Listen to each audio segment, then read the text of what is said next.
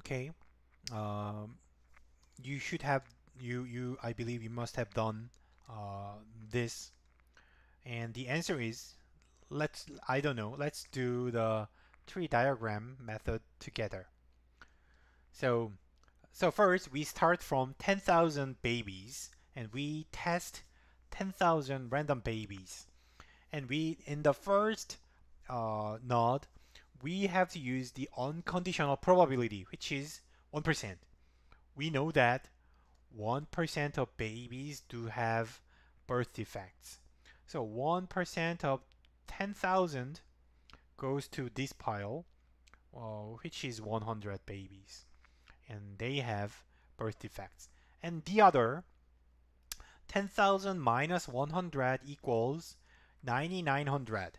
9,900 babies, excuse me, do not have birth defects. So we classified the whole sample into two piles in the first stage.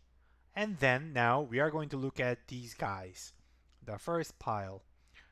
And among them, if you know that the baby has a birth defect, the probability of positive result, which is the detection rate, the detection rate is 99% as we assumed.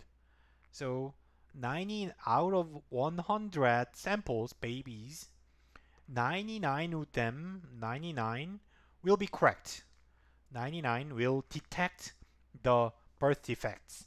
So 99 babies will have positive results, but there is 1 out of 100 wrong negative result. That is going to this category. So in the end, we will have one baby who has birth defects but got a negative result, right? And then now we will move to this pile in this node. We have to use a different probability. We now need to use the probability conditioned on babies without defects. So the complement, they do not have birth defects. And if a baby does not have birth defects, then the baby will get a negative result with 90%. So 90% is the selectivity, specificity rate. So out of 9,900 babies, 90% of them will get the correct result. So 90% of 9,900 is 8,910 babies. They do not have birth defects and they don't have, they get negative results. They don't have defects, get negative results, correct results. But 10%, this means 10% get positive results, right? So 10% of 9,900 babies equals 990 babies. They have no birth defects but get a positive result, right? So this is me. I was in this group. I was in this category. So so now we completed the classification and now we have a nice number, 99, 1, 990, and 8910. So using these numbers, you may make a frequency distribution table and you can calculate any probability. Let's see this. Move the numbers into the table. So then you can fill the table. So maybe our previous question was asking this number. The answer is 1, right? And from this, you determine this probability. What is the probability of having birth defects if you got a positive result? You got a positive result, then what is the risk of birth defects? Calculate this probability based on these numbers. Do this. I'll turn the page in 3, 2, 1. The answer is we delete negative results.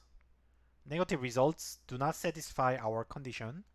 Then out of these guys, out of these babies, only 99 have uh, birth defects. There are more babies, 10 times more babies who do not have birth defects, even if they got a positive result. So therefore, the answer is 9%.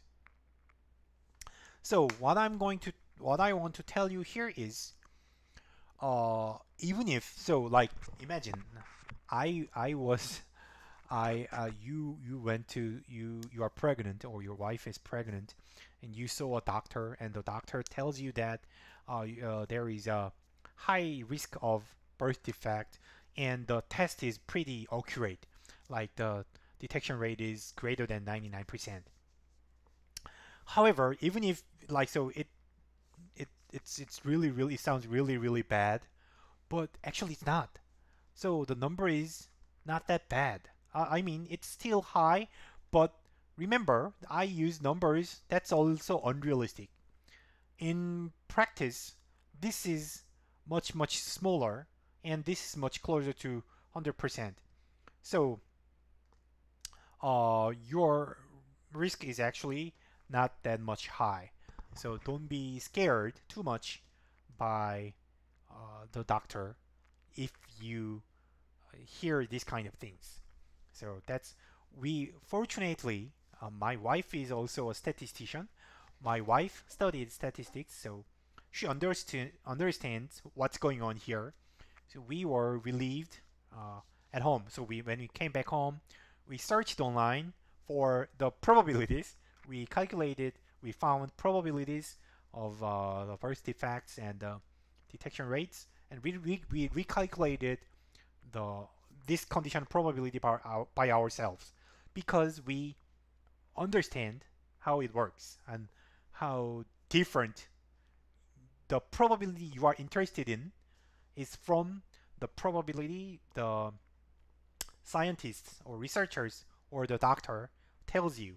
So so I'm using this example to uh, help you help uh, help you future yourself. So you're welcome. And finally, you may use the Bayes rule. It doesn't matter if you use this formula, but I do not recommend this, as I said, because you need to memorize this rather than, and it's not easy to understand what's going on here. Just if you are curious, you may try. You may do an exercise by plugging in numbers and see if you get the same number. This is what you have to do if you want to use this formula. Okay, this is the end of the second chapter, and I will post the second homework. It's going fast. As I said, you will get a new homework almost every week. So the due date is also far away from now, but will come soon, and I strongly encourage you to do the homework as soon as possible. Second chapter will be much more difficult than the first chapter, so it takes more time. It will take more time. So as always, I welcome any questions, any suggestions, um, and I'm here to help you. So far, there was no student came to the office hour or sent me an email. I got only one email. Sorry. So I'm curious. And in the next lecture, I'm going to start chapter 3. Chapter 3 is slightly different from chapter 1 and 2, but also it's very important. 3 will be actually easier than chapter 2. So look forward to that, and I will see you later. The next video will be uploaded on Thursday. Bye bye. Have a nice day. Bye.